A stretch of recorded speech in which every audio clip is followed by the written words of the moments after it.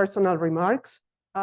First and foremost, Ross Prentice is a monumental figure in epidemiology and biostatistics.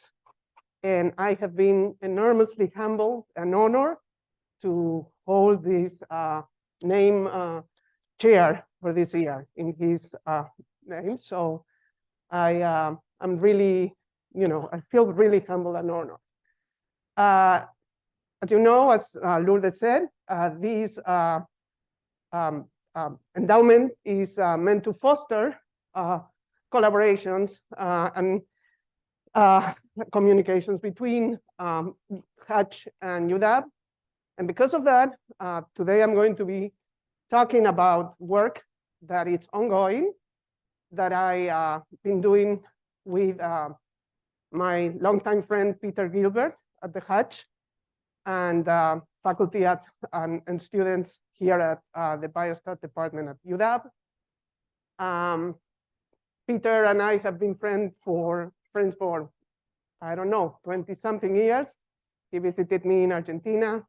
We had a great time many years ago. But then when I came here, I made many new friends at the Hatch, Ruth Etzioni, and many friends at the Biostat department, among all of them, Marco Caroni. Both Ruth and Marco opened their homes, their hearts, and they facilitated, they made my transition from Argentina to the States really smooth sailing. So I'm enormously grateful for that. And I designated them my family in the exile. But there are many other friends, and I don't want to forget. There are so many others that I apologize if I don't name them all. Okay, so in fact, it has been a wonderful year. This first year, I sometimes wonder why I didn't try to come to Seattle earlier, because it's been really, really wonderful. But among all the things, the reason it's been so wonderful, it's because of my interactions with students. Students here are great, and I have had a great pleasure of interacting with them through my courses and also through advising. I started advising a couple of students that I'm going to briefly be presenting some of their work today. And lately I've been I started in co-advising also additional students, a couple of other students. So having said that, precisely because I want to present work that is in collaboration with the Hatch, that it's with my students, and that is somewhat related to a lot of, well, what can it not be related to work that Ross has done enormous contributions. It's that I chose to talk about work in progress. And unlike what I've done in the past, really, I'm going to present work that is ongoing and incomplete. So bear with me. All the faults are on my side. And if anything is right, it's my students and Marco and my collaborators' contribution. So the work that I'm going to be presenting is in collaboration with Marco, Peter, and Alex Lutke, and my great two students, Anand and Antonio. I'm going to be presenting work, of course, as you probably know, I've been doing work in causal inference for 30 years. And so I'm going to be presenting work that, or ideas that were raised through these collaborations with Peter at the Hatch, and especially in the field of vaccine trials and vaccine research. Now, let me just start with a vignette of what I think is the causal journey, why I think causal inference is so appealing, and why I got driven to it. So I see causal inference as a template for articulating assumptions and articulating causal estimates, targets that we really care, or at least that are meant to quantify the effects, the causal effects that we care about for a particular substantive problem. So the causal journey starts with the type of data that we have in hand. And by that, I am very generic. I mean, the type of designs that we have and the types of problems that the data raises. Do we have a randomized trial? Do we have observational data? And if we have observational data, do we have data that comes from retrospective studies, from prospective cohorts, case cohorts, you name it. And do they come, as they always do, with complications? Okay, measurement error, censoring, missing data, and the like.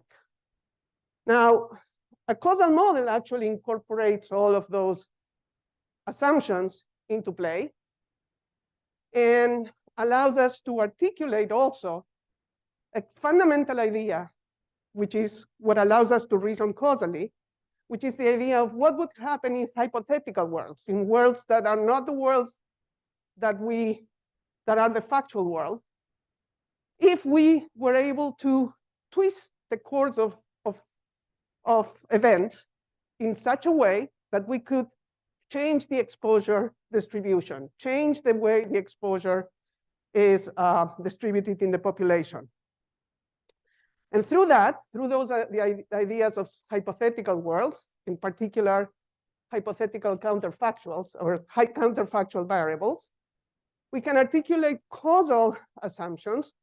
For example, notions of that preclude that there are specific indirect or direct effects through certain pathways, but also, as I said, assumptions about the design of the study.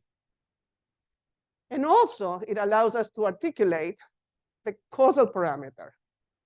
As I said earlier, the causal parameter is what quantifies the effect that we care about. But then once we have articulated that in terms of counterfactuals, the data that we have in hand is it's data that depends on the factual data. It's the factual data.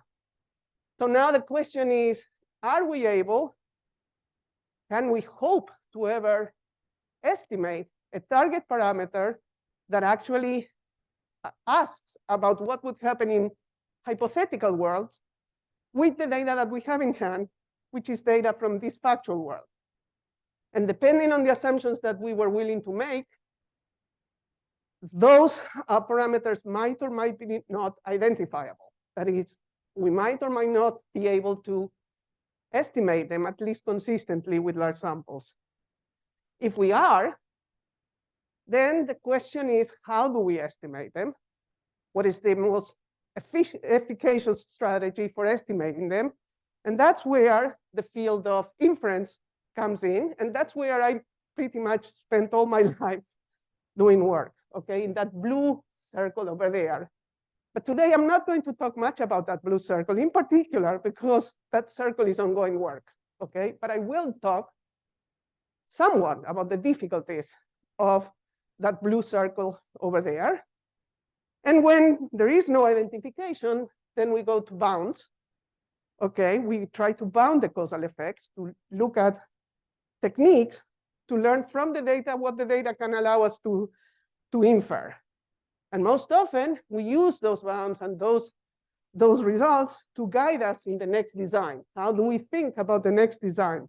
So really, this should be a circle. Then there is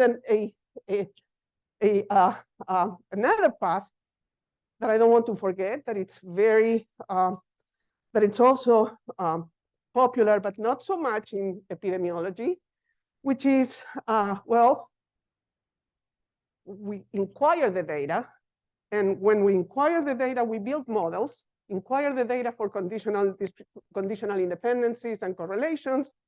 And then we build models that allow us to speculate about causal directionality. Okay, this is particularly interesting in genetics, in genomics.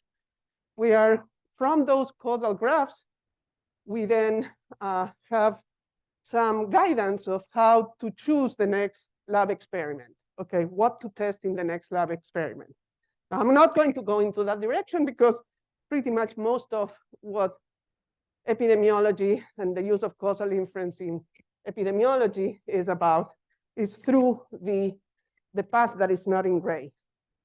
And I circle the 3 lines there, the causal model, the target parameter, and the identification, because this is what I will be speaking about today, mostly, okay?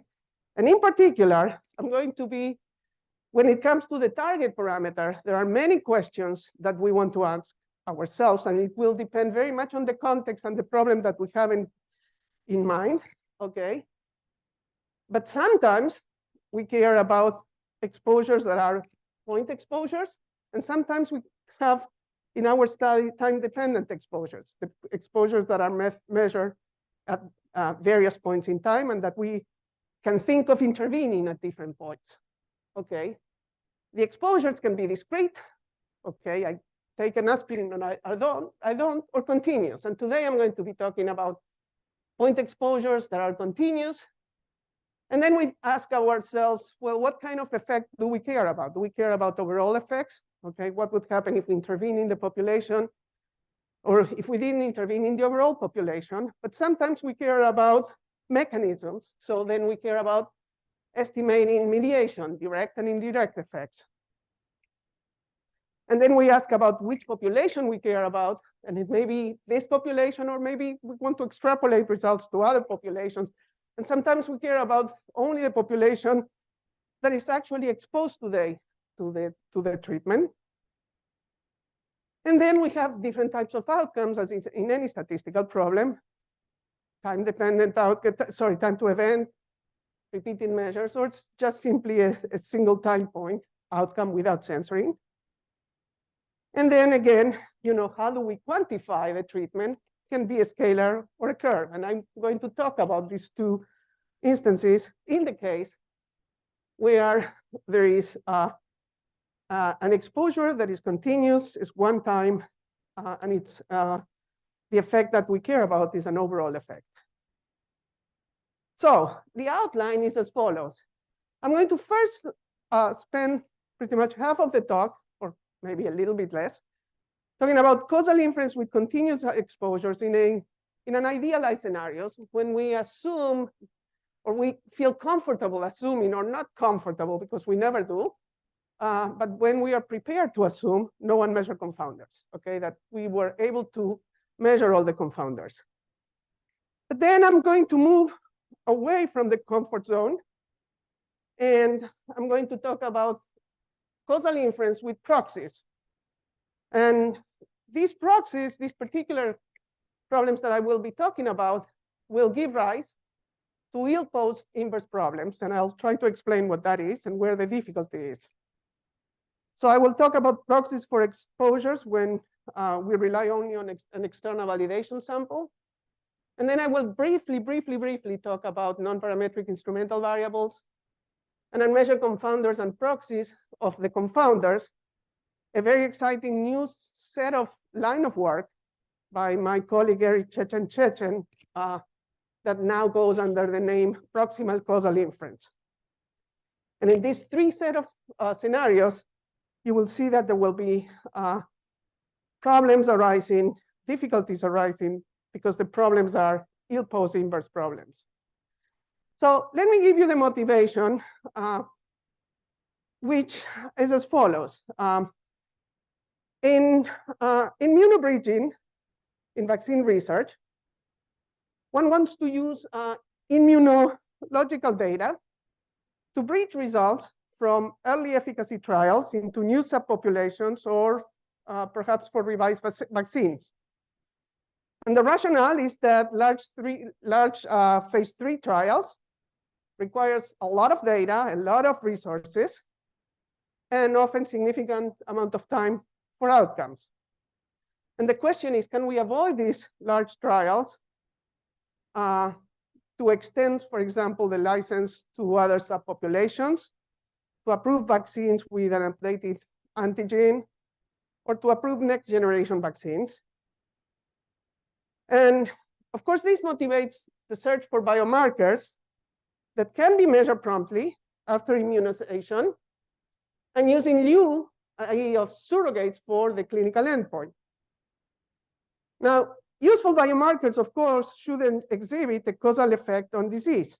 The rationale being that if a causal relationship between the biomarker and disease is established, then that should positively influence that vaccines and vaccines positively influence the biomarker. Then they are expected to be good biomarkers. Of course, so long as the influence of exerted by vaccine via other causal pathways is also positive. Now, of course, I'm not saying anything new, but let me just make a concrete case for an ideal candidate biomarker, the one that it's actually used in practice to approve vaccines on the fast track. And that's the amount of neutralizing antibodies in the bloodstream against the current virus strain. Now, neutralizing antibodies are like little clips that they clip to the spike protein of the virus, those red spikes. And they neutralize the virus because the virus uses those spikes to click to the cell receptors and enter the cells and infect the cells. There's also non-neutralizing antiviruses. I think of the neutralizing antiviruses like the frontline soldiers. Okay, they are the ones that are first going to attack the virus. Then there is the neutralizing antivirus that bind to parts of the surface of the cell that it's ineffective for neutralization, but they act like flashlights. Okay, they are over there, and they are alerting the immune system to get ready with their T cells, with their second line fighters to show up. So neutralizing antibodies are like ideal candidates for biomarkers. Now, let me make a disclaimer here, because most of you are biostatisticians and know much more than me about the topic. So evaluating the adequacy of a surrogate marker presents it's a challenging and elusive problem. And the field has not yet settled on a definite criterion. Ross has made groundbreaking contributions. In fact, he pioneered the field in a way with his 1988-99 article in Statistics in Medicine, introducing the now widely acclaimed Prentice criteria that continues to shape the ascertainment landscape. Nowadays, I was talking today to Peter. He was telling me what's most accepted, and it's reasonably so, is okay, we really want to have several trials, many trials, and in each trial evaluate the efficacy of the vaccine and whether the vaccine is causing a change in the biomarker. And then, if that happens in the majority of the trials, then, it's good indication that the biomarker is a useful one. But very often we don't have that luxury, okay, because we have few trials and we have to settle for understanding the biomarker just from what we have in hand, okay, from a couple of trials. So then in my presentation today, I do not intend to delve into the discussion of the methods for evaluating the adequacy of a biomarker. Instead, I am to use this challenge as a motivation for our interest in estimating the causal effect of a continuous exposure, in this case, the neutralizing antibody level. So here is the simplified graph of what we're facing when we are trying to evaluate the causal effect of neutralizing antibodies on preventing symptomatic COVID infection. So the vaccine is randomized, that's clear. But then the effect of the vaccine, the neutralizing antibody, whether it raises our, if it really spikes our neutralization titer, might be confounded, okay? Because we haven't randomized that. And confounders, for example, can be the degree of exposure to the virus that the person has, which might have an effect, of course, on the antibodies, their antibodies and the symptomatic infection. And then there are other causal pathways, of course. For example, those that are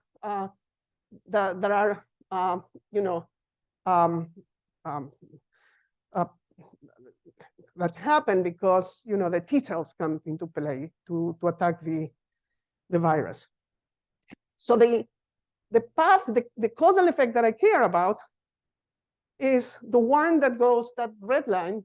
I want to learn whether neutralizing antibodies has an effect on symptomatic infection. And the problem is that embedded in the trial, I have an observational study because I cannot control for confounding because I haven't randomized neutralizing antibodies. So from now on, I'm going to think that I am on just the vaccine arm, where I'm interested in seeing the effect. I'm looking at the participants. Everyone has their own neutralization titer, and I want to learn about the effect on symptomatic infection. Any questions so far? All right.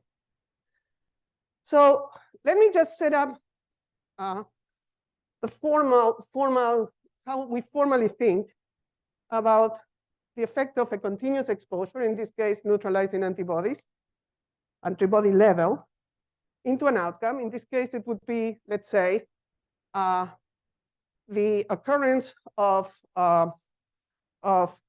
symptomatic COVID infection within a period of time.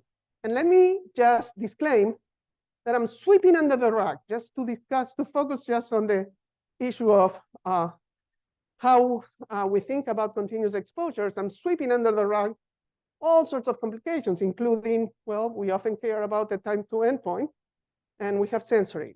Okay, so I'm going to sweep under the rug that. If you wish, we can discuss it at the end. But by now, Y will be an outcome measured at a particular point after a designated time after we measure the exposure A. And L will be the baseline covariates, will be, for example, gender, sex, gender, age, all those covariates that might give us a hint of the confounders, okay, that might prevent confounding. So what are the counterfactuals?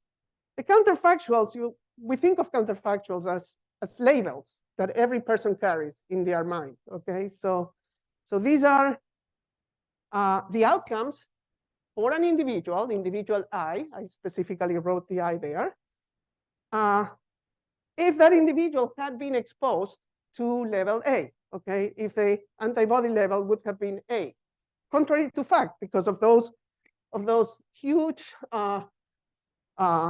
arrays of counterfactuals, we only get to see one, the one that the individual had actually been exposed. And the natural first idea about or target causal parameter would be, well, if I have a continuous exposure, maybe I want to think of the curve, okay, that to every level goes A assigns, okay, the mean of the counterfactual in a world where I could force everybody to have that level A, okay? So that's the mean of the counterfactual. And if A was truly randomized, if we really generated, we were able to randomize and ignore it, and we didn't have confounding, okay? If we thought of A really generated, I could generate the data, the level A at random, independent of everything, then the labels of a person will be independent of A, okay? Because A was generated completely randomly. So in particular, the mean of YA would be the mean of Y given A, and then we will be back into business. That would be identifiability. That would mean that now we have data, that it's counterfactual data. It's a parameter about the counterfactual distribution, but now we can identify it because it relates to a functional that depends on the observed data distribution. And that, of course, is the familiar conditional mean curve. And now the issue is, how do we estimate that curve, and what do we do with that curve? Do we care about the entire curve? Do we care about a summary of the curve, and so forth? So before I talk about summaries, let me be a little bit more realistic here. Not more, much more, but a bit more realistic. And now suppose that we are prepared to assume that we actually had measured all the confounders, okay? That we were able to block that path, that confounded the relationship between the treatment and the outcome. Then what will happen is that these confounders that we have in hand, the L's, okay, we can think of that as being the ones that we use to decide who gets treatment and who doesn't, okay? So really now we think of the counterfactual being independent of the treatment, but given the baseline covariance, okay, given the L. And this is really, really, really where most of causal inference is, okay? We assume that our observational study emulates a conditional randomized trial. And that's the basis for having faith in those confounders. Of course, we don't really have faith. And when I think of causal inference, as I was saying before, I don't really think that I end up making a causal statement. What I say is, well, if this, and this assumption hold, then this is the causal effect. And if you don't believe my assumptions, let's change those assumptions, and let's make a sensitivity analysis, okay? So, but at least we are transparent about what we assume and what we are after. So if indeed positivity holds, what is positivity? Positivity means that within each level of the confounder, there is a chance everybody in that level of the confounder has a chance of receiving any treatment. Because otherwise, how am I going to learn what would happen to a person with a particular level of the confounder? Okay, what will happen in a world where they were to receive another treatment if I never observe anyone in the population with that level, okay? It's as if I wanted to have a randomized trial, and for some particular set of individuals, for a particular subpopulation, I'm never going to randomize them to one arm. Well, I'm never going to learn what happens to them in that arm. But if positivity holds, then now it's easy to show, very easy, that the mean of the counterfactual now is a new functional of the observed data distribution. Now it's the mean of Y given the A at which I'm interested in, the level at which I'm interested in, and L being all the covariates. So now my task is to estimate the new functional. But that functional is more difficult to estimate than the previous one, because now I also have to estimate, even if A was discrete, I now have to estimate a conditional mean, okay? And when I have to estimate a conditional mean, I now have to deal with the fact that I do not want to impose restrictions or impose parametric restrictions on that mean unless I have some firm reasons why I want to impose those restrictions, because the parameter that I care is the mean of YA and nothing else. I mean, that's what I want. So for the moment, I'm going to skip telling how we proceed in these setups, because I want to first discuss, okay, what are possible causal estimates in this problem? Well, one is I care about the entire curve, okay? Just the curve, the non-parametric curve. I want to estimate the entire non-parametric curve. Now I have to deal with smoothing as much as I had to deal with smoothing when I had fully randomized, when I had a fully randomized A, because I have to estimate ultimately a curve that depends on A. And there's been a lot of work on that, and I'm listing there some authors. Sometimes I can, and then I won't be able to estimate it at rate through then. I mean, I will have to put up with the fact that I will have large confidence bands. Sometimes I can make assumptions because of the setting that I have clear understanding that the curve ought to be monotone. So I impose that beforehand. And that's where I have clarity because I'm imposing it and it's clear in my set of assumptions. Okay, well, I'm assuming this. And then I can estimate that curve faster. And in fact, I don't need to use tuning parameters. And there's wonderful work by Marco and Peter and their student Ted Westlin on this problem. Earlier work used what's called marginal structural mean models, which actually used assume a parametric model for mu A. Okay, it's a parametric model for the counterfactual mean. Or maybe I want to use curve summaries. Maybe I don't believe that marginal structural model, but I want to estimate the curve that best approximates the mu A. Okay, the best projection, the projection of the curve into a linear curve.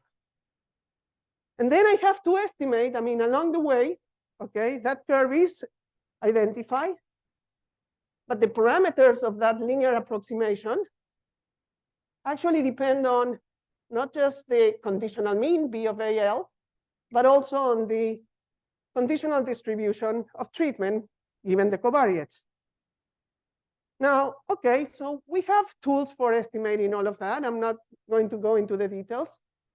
But the truth is that for this curve to be identified, as I said earlier, we need positivity. We need to have in our population subjects that will always have a chance, a positive chance of receiving the dose little a for any A.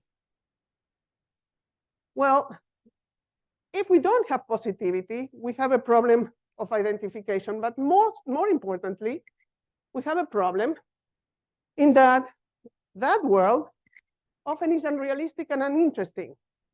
Because if I have in my population immunosuppressed individuals that I know that they will never be able to raise their antibodies level to certain level, although Peter today was telling me that that's still possible, but anyways,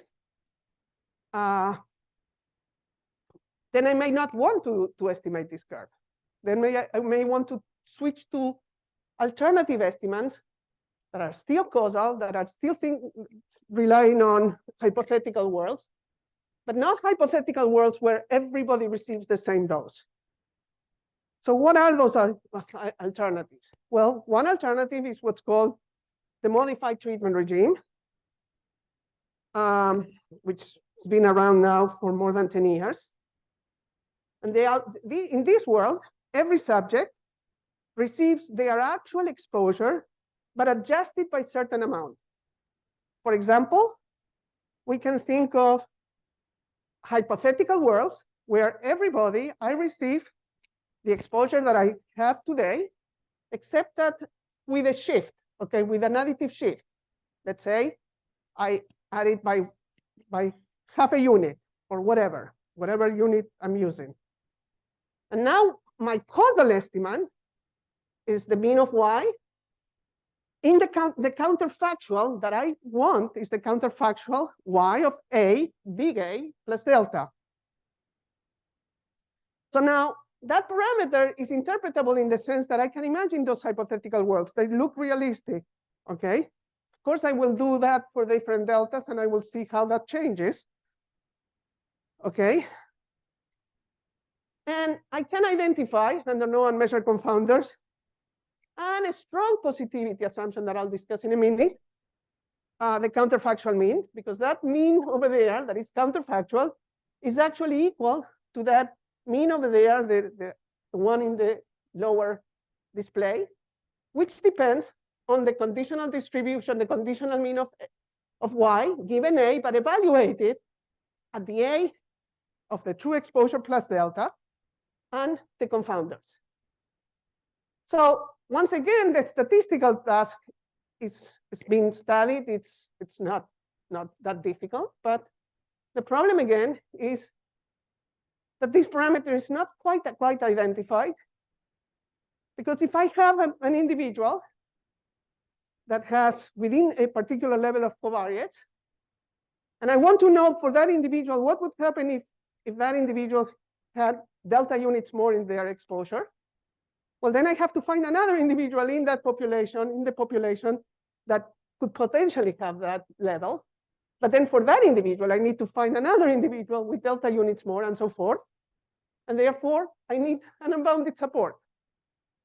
Now, there are ways to fix that, because I can bypass strong positivity by requiring, for example, alternative modified treatment regimes, ones where I think that, well, individuals that are in the upper bound of the support of the exposure, I'm not going to think of them in counterfactual worlds that are going to get much more delta. Okay, I'm not going to ask them to, I'm not going to think of those individuals having extra increases. But then now the issue is that we are thinking of treatments that are slightly more difficult to interpret.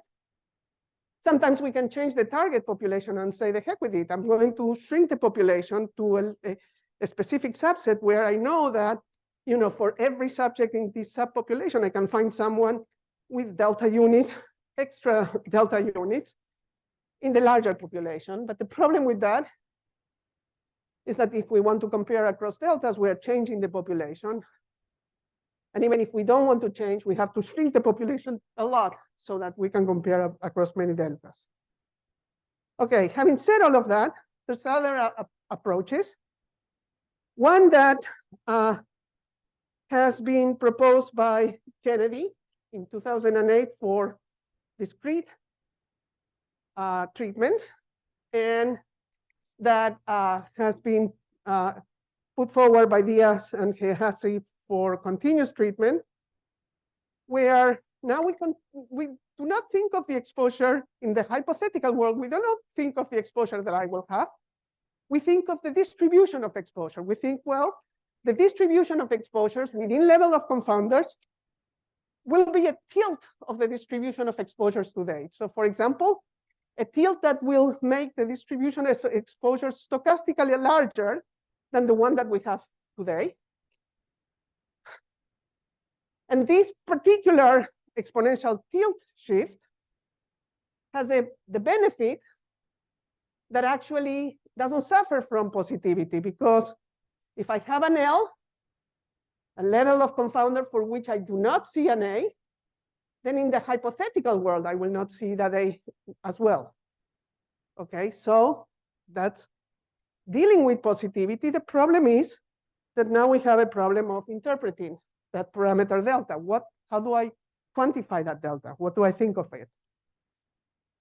So our graduate student, Anand, came up with a new hypothetical scenario, which is, why don't we try to, in the same spirit of avoiding positivity problems, why don't we now try instead of think of counterfactual worlds where the shift, okay, is still a stochastic, it's a stochastic shift, an incremental stochastic shift, but now measure in terms of odds of receiving for every A, a dose less than or equal to a particular A. And we say, when we think of the counterfactual world, that's a world where those odds will be some delta unit of the odds in this world of receiving that dose. So there's still stochastic dominance, but now delta has a slightly more interpretable parameter. It's slightly more interpretable because we understand odds, or at least we think we understand odds. And now the mean of the counterfactual in that world, in the world where we implemented that new regime, is again identified, and that's the formula. And you don't need to see the formula I mean, I don't think it's needed. I mean, I wrote the formula, but it's a formula that depends on the observed data distribution, in particular with respect to the CDF of A given L. And again, we have a functional of the observed data law. So now let me just summarize the 4 cases, the 4 estimates where the summary of the curve or the summary of quantifying the treatment effect is a scalar or a pair of scalars. And the reason I'm doing this is because I want to call your attention that we first decided on, okay, what is the estimate? And we may argue that none of these estimates is to your please, you don't like them. And we can sit down and discuss other estimates, okay? The issue is that at the end of the day, once we settle on an estimate, we have functionals of the observed data distribution. And those functionals of the observed data distribution depend on parts of the distribution, okay, that are conditional means or conditional densities or conditional CDFs, okay, and we need to estimate those, okay? And you may say, well, that's easy. We just estimate them, say, with, I have a conditional mean with kernel smoothing. If I don't want to commit to a model, because remember, the idea is we want to just commit to the model, the causal model, and try not to stay away from that, because those are the ones that are giving us the substantive assumptions. And the problem with that is that most often those kernel smoothing or any machine learning procedure is biased, okay? It's converging, but it's converging at a slow rate. And unless we use special techniques, usually, if we do plugins of those estimates, the estimators inherit that rate of convergence. They do not converge at rate within. They inherit the bias.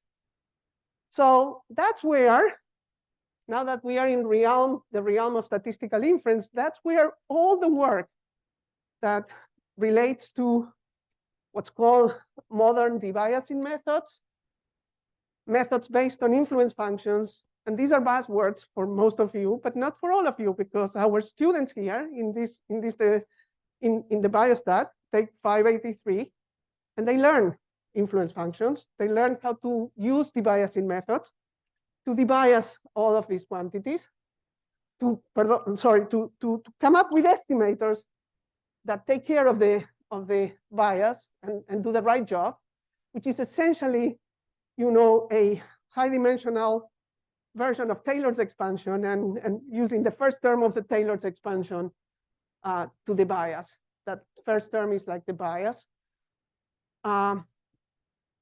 So we kind of know how to deal with this, okay? We have the techniques, okay?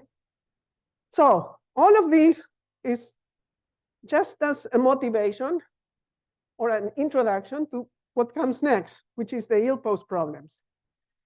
So if you think of this, all of the functions that you have there are conditional means or conditional distributions, conditional densities, conditional CDFs. And we know how to estimate them. We have machine learning techniques and so forth. They might be more sophisticated, less sophisticated, but after all, we can use all the machinery from machine learning techniques. The issue is that sometimes when we start having proxies, we have functions that actually are not conditional means, but solve problems that are integral equations. So let me explain you what that is. And they are much harder to estimate because we can only estimate it with much more uncertainty. So let me start with the first one, the one that my student or our student with Marco Annan is working on. And this is proxies for exposures with an external validation sample. So let me just motivate the reason why we went into this. So frequently we encounter studies that cannot directly measure the ideal candidate biomarker, but instead measure proxies. For example, in resource-constrained settings, the neutralizing antibodies measurements are unavailable because measuring those require special lab configurations that are too complex. They require biosafety requirements that cannot be done in most developing countries. In contrast, binding antibodies, those that fit it to the wall of the virus, not to the spike protein, which are proxies, they can be assessed as they are cheaper to measure. So when assessing a new platform, a new vaccine platform, in trials run internationally, many sites will not be able to measure the neutralizing antibodies. But the trials run at the hatch, or not run, but administer at the hatch through the COV VPN network. They actually do measure the neutralizing antibodies and the binding antibodies. And the question is, can we extrapolate the relationship between the ideal candidate biomarker and the proxy that we learned from the COV VPN studies to estimate the causal effect of the ideal biomarker on COVID in settings where the proxy is available, but not the true the ideal biomarker. So that's the motivation, and this is the data structure. And as I said, this is work that Anand is currently doing with Marco, Peter, and Alex Lutke, who is also collaborating with us. So the idea is we have two samples. One, the sample in a trial run in the United States, where we can measure A, the ideal candidate biomarker. We can measure Z, which is the proxy, the binding antibody, and the covariates, the confounders. But then we have the trial run in some developing country where we care about the relationship between A and Y, but we measure Z instead of A and L, okay? But then we care about any of the causal estimates that I described before, okay? We are prepared to make the assumption of no unmeasured confounders, except that we don't have A in the target population. So that's the problem. And we want to try to see whether we can solve this problem, whether we can use the data from the external population study to infer the causal relationship between A and Y in the target population. Now, this problem falls under the umbrella of measurement error, because Z can be seen, of course, as a mismeasured proxy of A.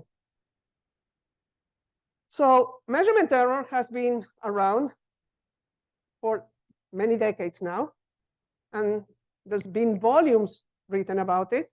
And among the main contributors to measurement error is Ross. So I just want to very briefly say in what sense I feel that we are trying to answer or inquiring a question that I do not think, and Ross, you may tell me later if you feel this is something you've done. I couldn't find it, okay, in your work. So let me just briefly, it's very hard. I mean, let me tell you something. I'm going to confess something. I spent 3 days trying to write this slide because Ross has written volumes on measurement error, and I had to summarize it in just one slide, okay? And of course, I'm not going to be honoring, and I'm going to have to sweep a million things under the rug, okay? But I'm just going to try to summarize what I see is the general setup that Ross has in mind. And you tell me, Ross, if I'm wrong, and I'll be happy to learn it. So as I said, Ross has had a lifelong interest in statistical methodologies to address measurement error. in the exposure, pretty much motivated by his interest in, the effect of nutrition on health. He has made and continues to make, I mean, I've been reading this week, trying to get ready for this, the amazing amount of body of work that you've done. How do you do it in the last few years, and he continues to publish and everything. And he has made pioneer contributions to measurement error methods, but both in design and analysis. He's been thinking a lot also about designs. And in many of Ross' works on nutrition and disease, the gold standard exposure is the actual intake, okay? You tell me, but I think it's the actual nutritional intake that is never directly observed, okay? And Ross has proxies, okay? The proxy, the easiest proxy, the cheapest, is the one that he gets from large cohort studies through food frequency questionnaires and food diaries, okay? And they are inevitably subject to self-reporting bias, among other things. But then Ross has pioneered over the last 15 or 20 years, the designs that look at sub-cohorts where they try to go for better biomarkers, okay, for good biomarkers. But he's not satisfied. He doesn't call them the true exposure. He measures those on a sub-cohort, okay? Hopefully they are more objective biomarkers, okay? Like through blood samples and urines, like looking at intake of, trying to measure or assess the intake of sodium and potassium, etc.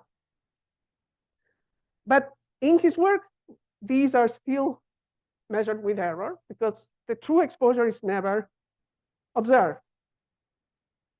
Now, in several of Ross methods, and again, this is, I mean, I'm scared to say this because again, it's so immense, but as a summary, the outcome Y is related to the true but never observed exposure A and confounders through some either Cox regression model or a generalized linear model, which would be fine for us as well if we were doing causal inference and we believe that model as the model for the B of AL, okay? That would be fine. And the target of inference are the parameters of that model. But then in his work, I understand, if I understand it correctly, one has replicates of the really biased proxies, the Qs, and the hopefully more objective proxies W. And then the key there, the key in his work is that the proxies are assumed to follow some model, usually a linear model on the true exposure. And measurement error, and the error is assumed to be independent. Not quite, because he also uses random effects models. So for every individual, there might be a random effect in the model. Now, in what sense do we differ? Well, we are not going to have replicates. And we want to stay away, or we try to stay away. We want to see how much we can stay away from making assumptions relating, a model relating the proxies to the two treatment, okay? We also don't measure A in the target population, okay? Ross, I think most of his work is thinking about getting the W's in a subcohort, but that is not the main difficulty, I think. The main difficulty is that, well, no, let me put it this way. If I really had, in my case, let me go back here. If I really had if that circle over there, that red circle was inside the green circle, and I also measure the Y in that red circle, then I would have a missing data problem because I would have a two-stage sample where I measure everybody's A, Z, Y, and L in a subsample, and then I only measure Y, Z, and L in everybody's else. Our problem is that we never see A and Y together. Okay, is everybody clear? All right, so how can we get estimation? Can we estimate? Can we identify anything in our problem? Well, let's take one particular estimate that we discussed. Let's take the modified treatment regime, the modified treatment regime that actually shifts the exposure by delta. Okay, and that's just an example, okay? Because we could think of many others. Like, for example, then within the modified treatment regime, I could think of, increasing my actual treatment by a multiplicative shift, okay, like by 10%, okay? Now, if I had access to all the data in the target population, we've already seen that that expectation on the left, which is counterfactual, is equal to the expectation on the right, or to the integral on the right, which is nothing but the expected value. That conditional expectation over there is the B evaluated at A plus delta, comma L. That conditional expectation. And now I want to do the expectation of that. So that is what we really care to estimate. But the question is, we never get to see Y and A together. So how are we going to get to learn about the mean of Y given A and L? And we never get to see A and we never get to see in the target population A. So how are we going to get to learn the conditional distribution of A given L? Okay. So I want to argue that under certain assumptions, we can. Of course, we are making assumptions. Nothing is for free. But here are the assumptions that we are going to make and we think are reasonable for the studies that we are contemplating. The first one is that what's known non-differential measurement error, which essentially says that once I know the true exposure, the gold standard, the proxy doesn't help me predict further the outcome within levels of confounder. Okay, that's the blue. And the next one is we call transportability. Okay, the next one says the only thing I'm going to assume is that the distribution of treatment, the gold standard treatment, the gold standard exposure, given the proxy and the covariates, is the same in the target as it is in the external population, in the external sample. So that's the one that is substantive. That's the one that is going to allow us to move forward. Okay, and how do we reason now? Well, first of all, I told you we needed to be able to identify, to learn about the distribution in the target population of the exposure given the confounder. But of course, the distribution of the exposure given the confounder is that integral, that first integral over there. And that's just math. That's just nothing. I mean, I've done nothing. But now I'm changing, because of my assumption of transportability, I can change the distribution in the target population of the treatment given the proxy and the confounder to the distribution in the external population, which I do get to learn because I have data in the external population. So that's my transportability. And next, what about the distribution or the mean in the target population of the outcome given the true exposure and the confounder? Okay, that's what I would like to learn. And I just highlighted there an equation that B, that function that we care about, satisfies. So how does that work? Because that's the key equation. Okay, first of all, before I show you that, which is really not difficult, that's why I chose to do it. Otherwise, you wouldn't be able to digest it in a few minutes. Well, the mean, if you look at the left-hand side, we get to learn the mean of y given z and l in the target population because we see y, z, and l in the target population. We also get to learn about the distribution of the true treatment given the proxy and the confounder in the external population. So that F external, given A, Z, and L in that highlighted equation, we also get to learn. So now what we have is an equation. We have a B of AL that we don't know, and we want to solve that equation, okay? So that equation over there comes because of those 3 lines, okay? So let's go through the 3 lines because it's actually not difficult. So the first line in that 3 lines of integrals or identities, just writing the expected, the conditional expectation, expanding the conditional expectation to include A, okay? And that's just algebra, that's just law of probability. The next one now is using the non-differential measurement error, going from the first to the second, in the brown that we are conditioning, those variables that are highlighted in brown, the Z disappears because that's non-differentiable measurement error.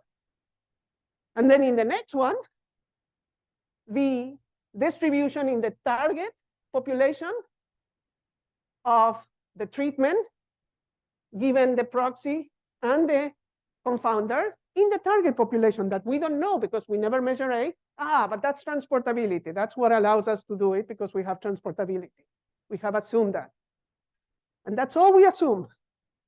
So the question is, we will be able to identify the pieces that go into the functional that we care if we are able to solve that equation. Now, let me just summarize because this is a place where I want to highlight the difficulty, that the extra layer of difficulty relative to everything that we normally do. So we just shown the equation that is on the top. Okay, we just express what we care about. Okay, the functional that we care about. We expressed it in terms of pieces that we can hope to estimate, they are identified. If we are able to learn about B, and B solves that equation. Now, I can pedantically write all this integral in a comprised way. If I call delta the indicator of being in the target population, I can write that functional in this form. And if you see in this form, there is a B again. It's a little bit more complicated than the old ones because we have a delta equals 0, delta equals 1. Well, these kind of functionals with delta equals 0 and delta equals 1, they show up all the time in causal inference when we want to do treatment effect on the treated, estimate treatment effect on the treated. So we know how to handle those. And we know how to handle the fact that if this was a conditional expectations, we have studied those kind of functionals for a long, long time now. The trouble is now we have a B that it's not a conditional expectation. It's a solution to an integral equation. Okay, it's a solution to an equation that involves integrals. It's here. Okay, written in comprised form, it's here. All right. So the good news is that there is hope to identify B because it solves an equation. The bad news is that the identification of B, okay, that the solution has that there is a unique solution to that equation requires an additional assumption called completeness. And that basically the completeness assumption, what it says is that Z is a good surrogate for A. It's a good predictor of A. I mean, it's something that it's, it's more complicated to write it by deep intuitively, that's what it is. Z is a good predictor of A. But more importantly, the estimation of the solution is challenging. Even if there is a solution, even if the target mean even if we didn't have to deal with the business that we have a target population and an external population, even if everything came from the same population, and even if we didn't have the confounders, so that I simplify the equation, that equation with a star, that equation, if you tell me, okay, solve that equation and estimate B that solves that equation, well, that equation is hard to estimate. That the solution of that equation, even when there is a unique solution, is hard to estimate. Because in mathematics, this equation in B is very well known. It's called a Fredholm integral equation of the first kind. And this equation is well known to be ill-posed. In what sense? It may have multiple solutions, but the multiple solutions actually is not that big a deal, because maybe for the functional that we care to estimate, all those solutions yield to the same functional. So even though we cannot identify B, we can identify the functional. And there's theory for that. I'm not going to go into that. But let's assume that that's not the issue. The issue is that even if there is a unique solution, that solution is not continuous in the conditional expectation of Y given Z. I'm not talking about the simplified formula, because the crack of the matter is on the simplified formula. Small perturbations in the conditional expectation of Y given Z yield large perturbations in the solution of B. Okay, so this means that estimates of the function B will have much, much more uncertainty than estimates of the conditional expectation of Y given Z. So let's see how much time. I think I have time to give you some intuition about that, a little bit, okay? Only one slide. So imagine that A and Z were normally distributed, mean 0, variance 1, and correlation rho. And you knew that, okay? So the distribution of A given Z wasn't an issue, okay? Now there's something called Hermite polynomials. They are polynomials of degree k minus 1 that are orthogonal. Orthogonal meaning that they are covariants. They are the expected value of their product is 0 for different case. And they are orthonormal, actually, because the expected value of their square, the square of the polynomials, is equal to 1.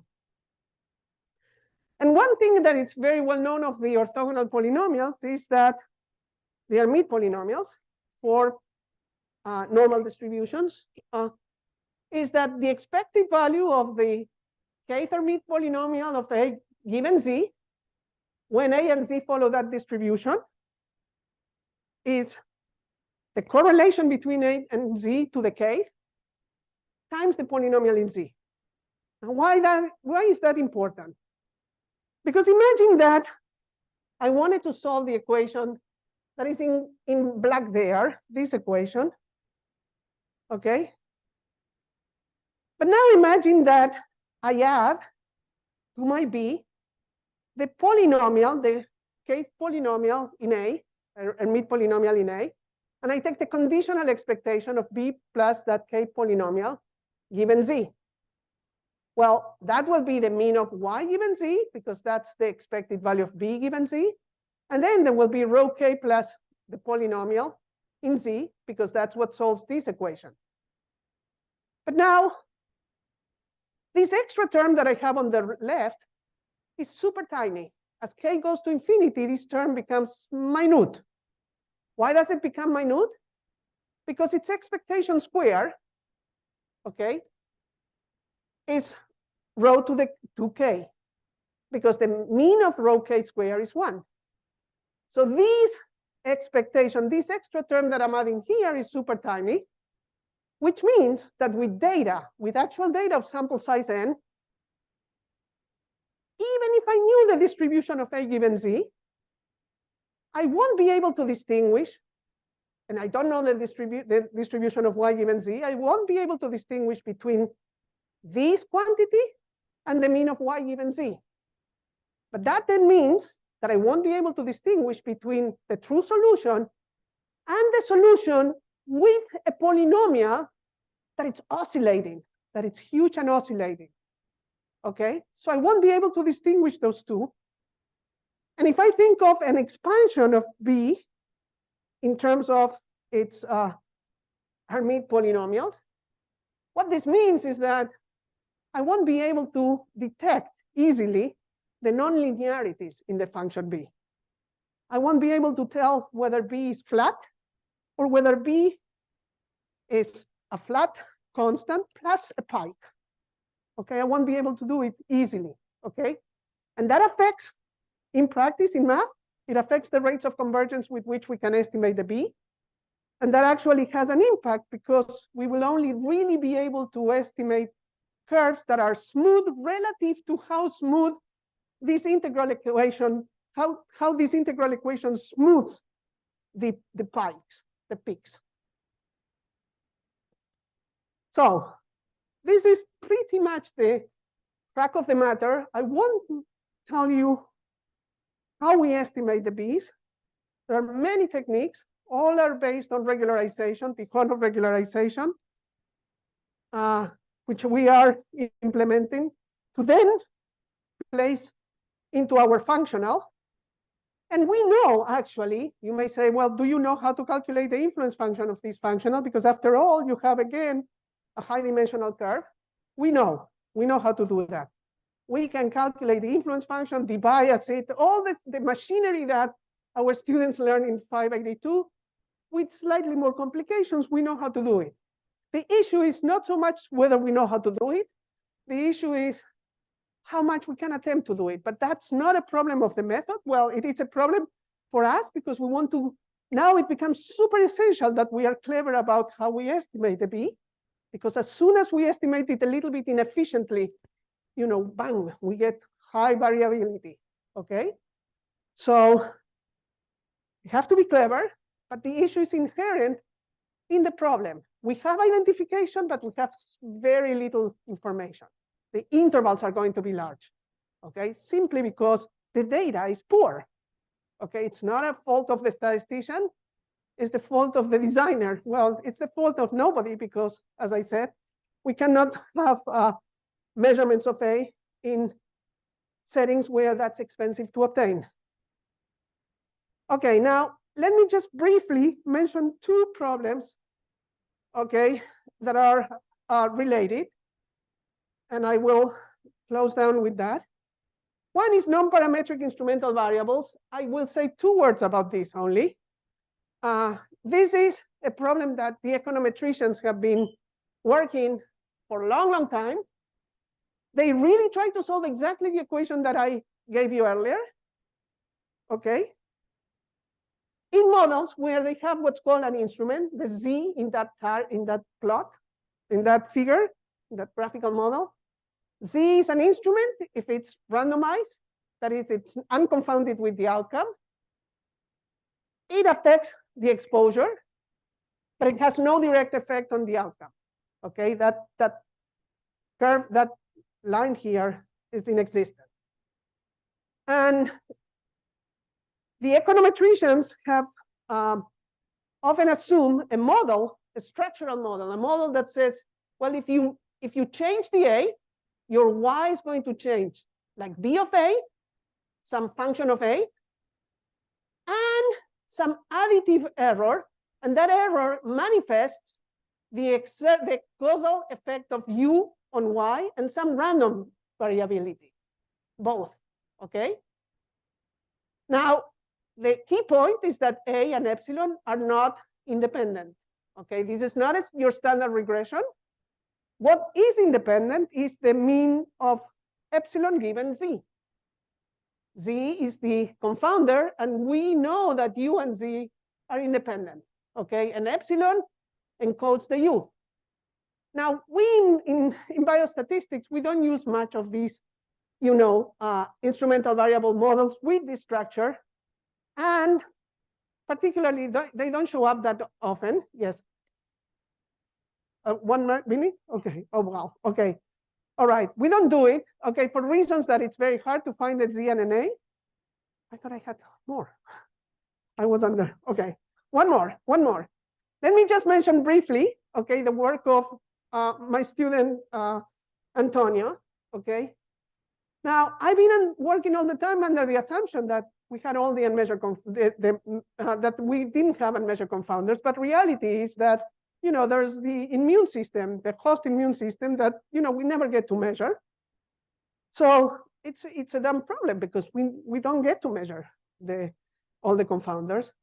Now, amazingly, my colleague Eric Chechen came up with an identification criteria where essentially if you have what's called a negative control treatment and a negative control outcome, this negative control treatment is a variable that is correlated with the unmeasured confounder that may or may not have an influence on A, but it has no direct effect on Y.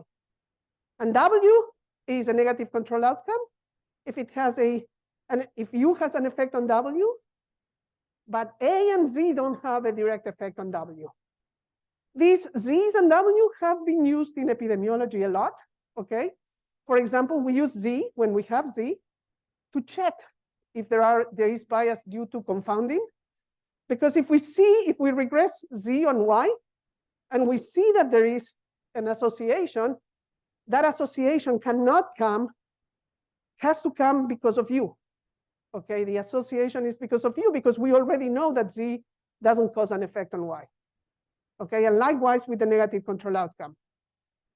All right, now what happens is that my colleague Eric has shown that if Z and W satisfied a completeness assumption that, again, it boils down to having strong correlates of U, strong proxies for U, then the counterfactual mean of Y given A is the expected value of a function B of AW that actually solves an integral equation. Okay, so I don't have time. I mean, she's going to force me out. But this is another integral equation. And the work that Antonio is doing is extending that when we now have a modified treatment regime. Okay, so he has shown that you still have identifiability, you still have to solve an integral equation, and we have good notions of what kind of proxies will satisfy those conditions. So we are planning to use it to actually try to adjust for confounding, for unmeasured confounding in these studies of neutralizing antibody and symptomatic COVID disease. Okay, so let me just make summary. Can I? Yes. Okay, so as a summary, quantifying the effects of continuous exposures poses challenges for both interpretability and estimability, and that's regardless of whether you have proxies or not. But realistic scenarios involving proxies often entail solving ill-posed inverse problems, which amplify uncertainty. But there are many additional issues that I swept under the rug. Assumptions such as non-differentiable measurement error and the negative control treatment are slightly violated if we use binding antibodies as the Z, because binding antibodies recognize and bind the viral cells, as I said earlier, initiating a signaling cascade that alerts the immune system, particularly the T cells, to mount a response. So consequently, they likely exert a causal effect on preventing disease that is not mediated through the neutralizing antibodies. Then there is issues of censoring. There is issues about the fact that I also swept under the rug that in all these studies, they don't really measure antibodies in everybody. They do it, on a case cohort type of design, where they measure only on a sample of controls and on all the cases from blood samples that were stored. But we know how to handle those as well. I mean, that's like an extra step that we kind of know. And then finally, let me conclude by saying that extrapolation from an external validation sample to a target population falls under the umbrella of data fusion.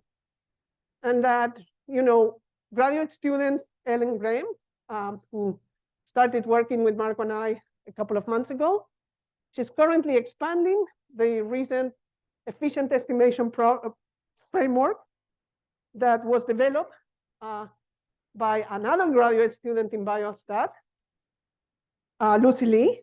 under the direction of Alex Lutke. So we are very excited because we are getting some very interesting results. And that's it.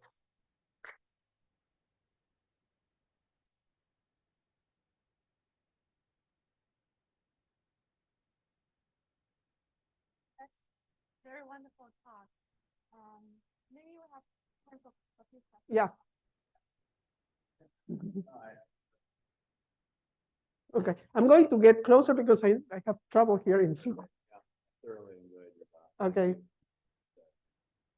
Can't quite assimilate all the notation. Yeah, I know. I think the context of dietary nutritional epidemiology is a really valuable, and I think to try to put in this kind of more general framework in that context. Our search for biomarkers, I think your non-differential measurement error assumption, transferability, those are all, this can be arranged. Wow. And then with some effort. Yeah, well, we should talk. The idea of what you call the good surrogate is really very much the focus of intake biomarkers. What does one require of those? But I think a big focus is that they not include what we call systematic measurement. Right. It's a bunch of condition distributions. Right. But I think the issues you're getting to about instability, if you don't have good. Yeah. Surrogate, Yeah. Probably relate to additional biomarker criteria that in part might be tied up with the strength of the correlation. Right. You're interested in. Yeah. For example, there we run up against an issue where if the not so good measurement, say an FFQ, contributes to disease risk in the presence of the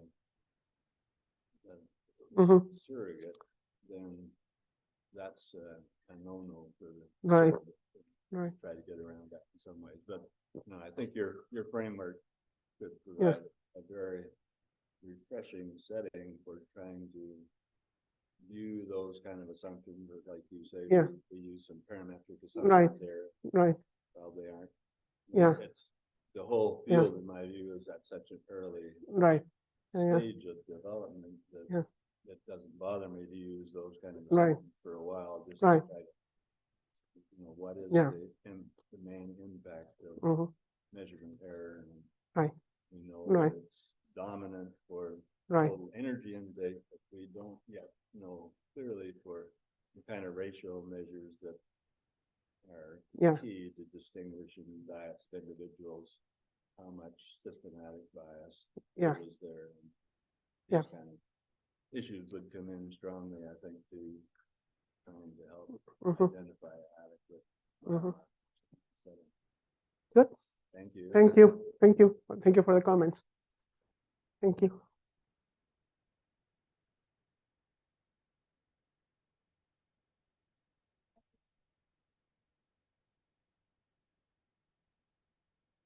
Okay, so I need to go back here.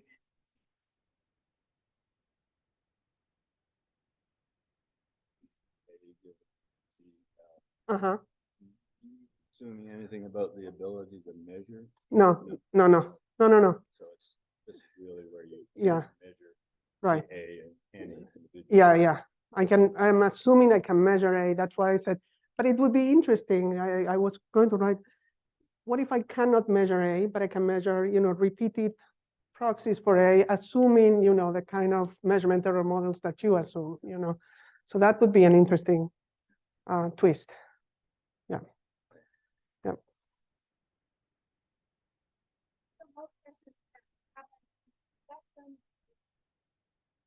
Thank you. Thank you very much.